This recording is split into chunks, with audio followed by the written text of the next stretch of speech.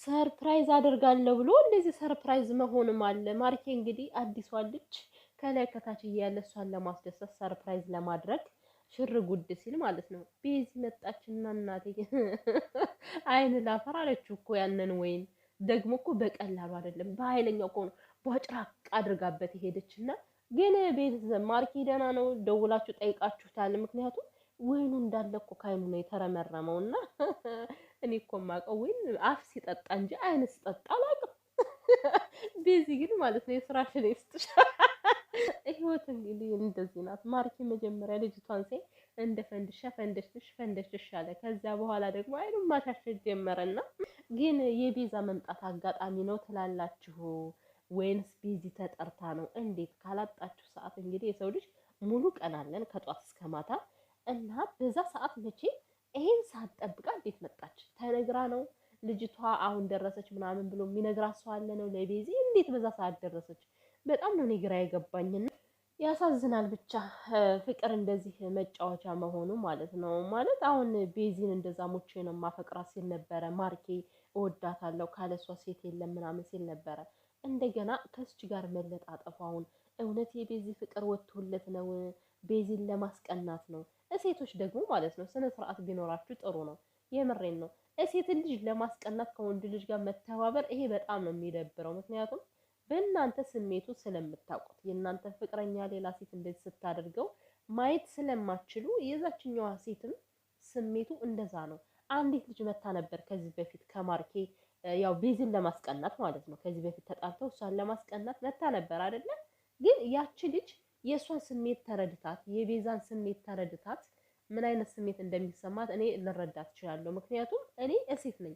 በእኔ ላይ እንዲደረግ የማልፈልገውን ነገር በሰው ላይ ማድረግ አልፈልግም ለማስቀናትም ቢሆን ብላ ከማርኬ ህይወት ውልቅ አለች። እኔ ከስራ መውጣት ፈልጋለሁ ብላ ሄደች ማለት ነው። እና እንደዛች አይነት ልጅ መሆን አለባችሁ። በቃ አንደርስታንድ ማድረግ አለባችሁ የሴትን ስሜት ማለት ነው። አሁን እቺ ልጅ እውነት አፍቅራው ሳይሆን ምናልባት ለማስቀናት በቃ እሷን ለመበቀል ለማስቀናት ነው ብዬ ነው የማስበው እንጂ በተሎ ፍቅር ገለባ ነው እንዴ ከዛና ከዚህ የሚርገበገብ እና ወንዶች ደግሞ ማለት ነው ካጠገባችሁ ያለችን ሴት በተቻላችሁ መጠን ሀቀኛ መሆን አለባችሁ።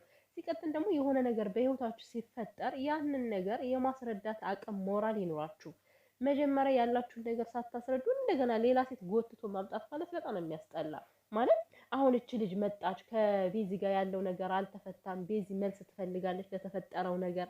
ነገር ግን ዘሎ ሌላ ሴት ማምጣቱ አሁን ማርኬ ማን ነበር ይሄ በአብርሃም ላይ ብዙ ነገር ሲናገር ነበረ።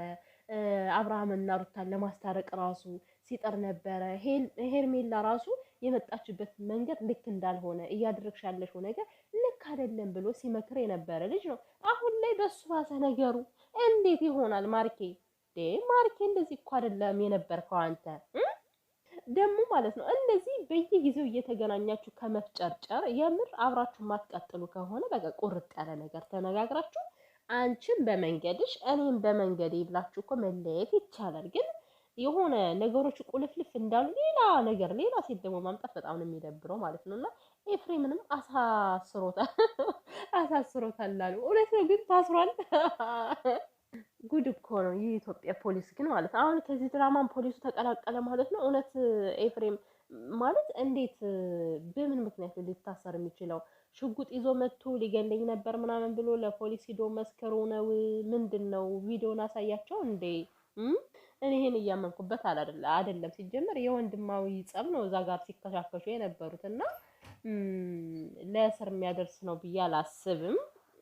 እና ቤዚ ማለት ነው ለልጅቷ እኔ ሚስቱ ነኝ ፍቅረኛው ነበርኩ ብላታለች። እና ቤዚ እኮ ሚስቱ ነኝ ብትል እኮ እውነት አላት። ምን ነው ከዚህ በፊት አሁን ቪዲዮ ስትሰራ ቤዚሻ ማለት ነው እኔ በእነሱ ስለማሰራ ነው እንጂ እኮ አያቸዋለሁ። እና ለውዱ ለባለቤቴ ነው ቪዲዮ ስትሰራ ሁሌም ማለት ነው ለውዱ ባለቤቴ ትል ነበረ ገና ሳታገባው ቤዚሻ እና ትናንትና እኔ ሚስቱ ነኝ ያለች ማለት ነው። ግን እኮ ቤዚ በጣም ስሬስ እኮ ነች። በቃ ባለቤቴ ምናምን ብላ ስትጠራ ማለት ነው ልክ የተጋቡ አይነት ነገር ነው ስሜቱ የሚያንጸባርቀው ከሷ ላይ ማለት ነው። እና ደግሞ ጥንዶች ስትጣሉ አንደበታችሁን መጠበቅ ይገባቸዋል ማለት ነው። ከአንደበታችሁ የሚወጣው ቃላት በጣም ዘይ ነው። በኢየሱስ ስም በጣም የሚያስጠላ። የሰው ልጅ መጣላት እንዳለ መታረቅ አለ ማለት ነው። እና አነጋገራችሁን ለከት ቢኖረው ስነ ስርዓት ብትይዙ ጥሩ ነው። ደስ አይልም? አሁን ነገ ምናልባት መልሳችሁ ከታረቃችሁ እኮ ከእናንተ አንደበት ያነ የወጣውን ነገር እንደገና ቪዲዮአችሁ ማየት አይቀፋችሁም? ይደብራል እኮ በቃ እሱ ራሱ የሚገለማመጠው ነገር፣ እሷ ራሱ የምትገለማመጠው ነገር። እኔ ማርኬ በጣም ነው የገረመኝ። ቤተሰብ የመሬን ነው ማለት እንደዛ ሴት ልጅ ገፍትሮ መጣሉ ራሱ በዛውም በሚዲያ ፊት በጣም ብዙ ህዝብ ባለበት እና ሴት ልጅ ወንድ ልጅ ሲያከብር የፈለገ ነገር ቢሆን ሴት ልጅ ወንድ ልጅ ሲያከብር እንጂ እንደዛ ሲያደርግ እኔ አይቼ አላቅም።